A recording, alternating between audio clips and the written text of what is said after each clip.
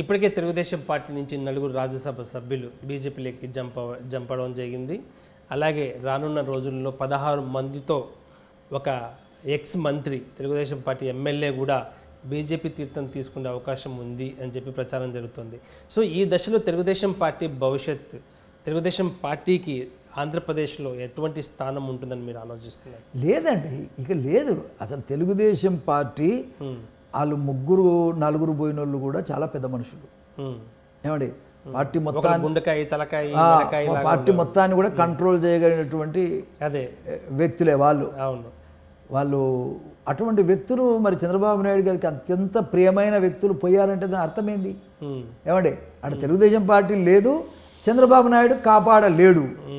ఈ పరిస్థితులలో మోడీ ప్రధానమంత్రిగా గత 5 సంవత్సరాలు కానీ తర్వాత నిన్న వచ్చిన మెజారిటీ కానీ భారతదేశం అంతా అతన్నే కొనియాడుతుంది. ఈ పరిస్థితులలో అంతకంటే ఆల్టర్నేటివ్ కూడా లేదు కదా. ఇప్పుడు వాళ్ళు వైఎస్ఆర్ పార్టీ వాళ్ళకు వ్యతిరేకం. వైఎస్ఆర్ పార్టీని ఎదుర్కోగలిగిన సత్తా తెలుగుదేశం పార్టీకి లేదు. ఎందుకంటే తన పాపాల వల్ల. తను నిజంగా మంచి నాయకుడైతే అంత ఘోరంగా ఓడిపోడు కదా. ప్రజలు ఆ రకమైనటువంటి తీర్పు, అంత దుర్మార్గునికి ఏ రకమైనటువంటి తీర్పియాలను అంతకంటే ఎక్కువే ఇచ్చారు కదా. ఆ పరిస్థితులలో వాళ్ళు చేయగలిగేది ఏమో సార్, ఆల్టర్నేటివ్ ఓన్లీ బీజేపీ కనబడుతుంది. కాబట్టి దానికి అందరూ వెళ్ళిపోతారు, ఇంకా ఎక్స్ఎమ్మెల్యే వెళ్ళిపోతారు. కాపు నాయకులంతా మీటింగ్ పెట్టుకున్నారు.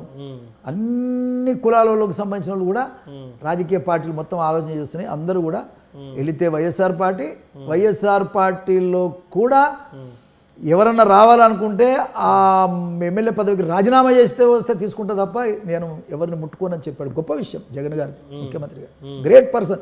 ఈ రోజులలో అంత మంచి మాట మాట్లాడినోడు ఆయన ఒక్కడనే చూస్తున్నాడు. ఎందుకంటే కావాల్సినంత మెజారిటీ ఉంది కాబట్టి అది వేరు. అట్లా అంటే ఇక్కడ చంద్రశేఖరరావు కూడా మస్తు మెజారిటీ ఉంది, ఎందుకు తీసుకున్నాడు?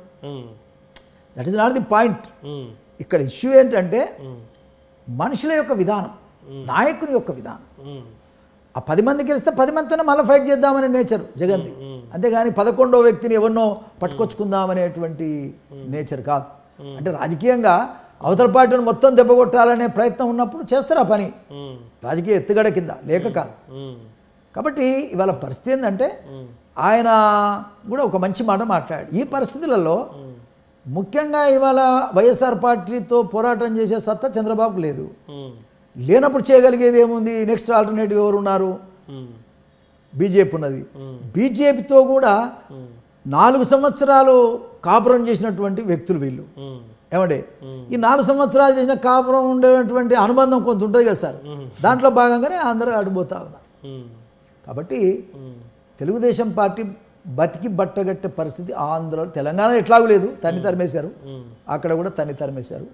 కాబట్టే బయట తిరుగుతున్నాయి చంద్రబాబు. తెలంగాణ ఆంధ్రప్రదేశ్ ఏర్పడినప్పుడు ఆ ఇద్దరు చంద్రుల మధ్య సత్సంబంధాలు అంతంత మాత్రమే ఉండేవి. ఇప్పుడు జగన్మోహన్ రెడ్డికి కేసీఆర్కి మధ్య చాలా చాలా సఖ్యత, చాలా సన్నిహితమైనటువంటి సున్నితమైనటువంటి బంధం కొనసాగుతుంది. ఈ పర్యవసానం 2 రాష్ట్రాలపైన ఎలా ఉంటుందంటారు?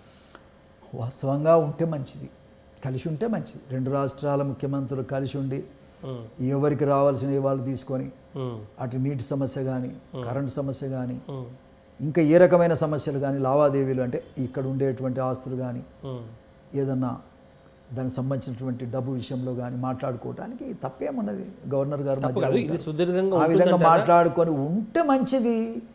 మీ రాజకీయ అనుభవం ఏం చెప్తుంది? నేనేంట్లో పొలిటీషియన్స్ వాళ్ళు, ముఖ్యమంత్రులు వాళ్ళ మనోస్తుని ఎట్లా ఇప్పుడు ఊహించి చెప్పగలుగుతా నేను. కానీ ఆ రకంగా కొనసాగాలని కోరుకుందాం ఒక వెల్విషర్గా. స్టేట్స్ 2 రాష్ట్రాలలో మనం వెల్విషర్గా ఉన్నాం కాబట్టి 2 రాష్ట్రాల ప్రజలు కూడా బాగుండాలని కోరుకోవాలి. 2 రాష్ట్రాల ముఖ్యమంత్రులు కూడా కలిసి అన్యోన్యంగా ఉండి ఆ సమస్యలు పరిష్కారం చేసుకోవాలని మనం కోరుకోవాలి. అంతకంటే మనం ఏమో కోరుకుంటాం మనం. కానీ కేసీఆర్ పోకడలు ఎలా చూస్తారు? ఇక్కడ పాలనలో తన యొక్క దూకుడు, తన యొక్క నిర్ణయాలు ఎలా ఉన్నాయనుకుంటున్నారు? చూడండి, కేసీఆర్ అనేటువంటి వ్యక్తి ఆ స్థాయికి చేరడం అనేది ఆయన అదృష్టం. అది దాన్ని మనం కాదనలేదు. ఒక హిస్టారికల్ పర్సన్, హిస్టారికల్ పర్సన్, దాన్ని మనమేమి కాదని చెప్పడానికి వీల్లేదు. కానీ రాజ్యాధికారంలోకి వచ్చినాక రాజ్యాన్ని నిలుపుకోవటం కూడా బదనాం లేకుండా, నింద లేకుండా బతకాలి లీడర్. అది నేను చెప్తున్నా, నింద లేకుండా బతకాలి. నింద ఎప్పుడు వస్తుంది? బంధుప్రీతి నింద లేకుండా బతకాలంటే అది కష్టమైన పని, చాలామంది బతకలేరు అట్లా. కాబట్టి నింద లేకుండా బతకగలిగే పరిస్థితి ఉంటుందా లేదా చూద్దాం, రాబోయే కాలం చెప్తుంది కదా. ప్రజలు ఇప్పటికే కొన్ని నిందలు మోసాడు కదా, బంధుప్రీతి. ఇప్పుడు మీకు మాట చెప్పనా, 6 నెలల కింద అసెంబ్లీ ఎన్నికలైనాయి, నిన్న పార్లమెంట్ ఎన్నికలైనాయి. పార్లమెంట్ ఎన్నికలకు అసెంబ్లీ ఎన్నిక చాలా తేడా వచ్చింది. 7 పార్లమెంటు సభ్యులు, సరే ఏ పార్టీ అయినా కానీ బీజేపీ 4 గెలిచింది, కాంగ్రెస్ 3 గెలిచింది, మొత్తం 7 నీకు వ్యతిరేకంగా టీఆర్ఎస్ వ్యతిరేకంగా గెలిచింది కదా. 7 అంటే 7 ఆళ్ళు చూసుకో, దగ్గర దగ్గర 50 సీట్లు నువ్వు మెజారిటీ కోల్పోయింది కదా. అంతే, 50 సీట్లు నీవు ఎమ్మెల్యే సీట్లలో 50 సీట్లలో నువ్వు మైనారిటీలో ఉన్నావు ఇప్పుడు. అవును. కాబట్టి ఇంత తొందరగా పార్టీ పతనమవుతుందని మనం అనుకోలేం కదా. పార్టీ పతనం గురించి మాట్లాడలే, వ్యక్తిత్వము, పాలన. అవునండి, పార్టీ పతనమైందంటే ఆయన ఫెయిల్ అయినట్టే కదా, ఈ ఫెయిల్డ్ అయినట్టు కదా, ఫెయిల్ అయినట్టు కనపడుతుంది, మనకే కనపడుతుంది కంటికి క్లియర్గా. నిన్న ఎన్నికలు చూస్తే అదేమి ఎవరు కాంగ్రెస్ పార్టీలో బలమైన లీడర్ లేడు, బీజేపీలో అంతకంటే లేరు, అయినా కూడా బీజేపీ 4 గెలిచింది, మోడీ హవా ప్లస్ కాంగ్రెస్ 3 గెలిచింది. ఇంకా 2-3 సీట్లు అయితే 15,000 5,000 ఈ ఇంచులు అంటే 100 వేలలో పోయినారు. దాని అర్థం ఏంది సార్? ప్రజల పక్షాన మన పక్షాన ఉన్నట్టా లేనట్టే కదా. చాలా మర్మంగా చెప్తున్నారు మీరు. ఇంతకంటే ఏం చెప్తాం సార్, ఇవాళ ఉన్న పరిస్థితి అది, ఉన్న పరిస్థితి అది. ఇంకా రాబోయే కాలాన్ని బట్టి మనం మాట్లాడాల్సి వస్తుంది. ఇంకా టైం ఉన్నది కదా సార్, వాళ్ళకు సరిదిద్దుకోవచ్చు కదా, మంచి పనులు చేయొచ్చు కదా, చేయాలని కోరుకుందాం, మనదేం పోయింది సార్. అంతేలేండి. ఇప్పుడు వచ్చిన ప్రభుత్వాలు పోవాలంటే నేనే ముఖ్యమంత్రిని అయ్యేది లేదు ఏమండి. అటువంటిప్పుడు నేనెందుకు ఎవరికి ఒకరికి ఇబ్బంది పెట్టే ప్రయత్నం చేయాల్సిన అవసరం లేదు. కాకపోతే ఎస్సీ ఎస్టీ బడుగు బలహీన వర్గాలను ఎవరు ప్రేమిస్తారో వాళ్ళు ఉంటారు సార్. ఎస్టీ బలహీన వర్గాలు సంక్షేమ రాజ్యాలు ఇవి ఏమండి. ఈ సంక్షేమం వైపు లేకుండా సొంత రాజ్యం నడుపుకుంటే ఎవడైనా పతనం కావాల్సిందే కదా ఒకరోజు, తప్పదు. కాబట్టి ఇవాళ 2 ప్రభుత్వాలు కూడా బాగుండాలని కోరుకుందాం, బాగా చెయ్యమని అడుగుదాం, బాగా చేసుకుంటారని ఆశిద్దాం.